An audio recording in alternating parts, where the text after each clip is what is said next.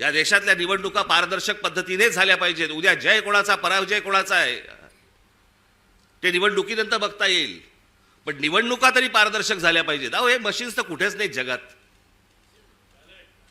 अमेरिकेसारख्या देशामध्ये, सगळ्या पुढारलेल्या देशांमध्ये आजही तिथे बॅलेट पेपरवरती सगळे मतदान होतात.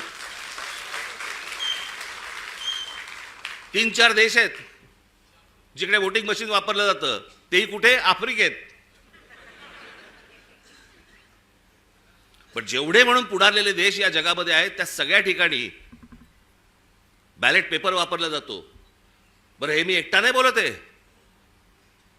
हे पंतप्रधान नरेंद्र मोदी देखील बोललेत. त्यांचाही एक व्हिडिओ माझ्याकडे आहे, माझ्याकडे खूप आहेत.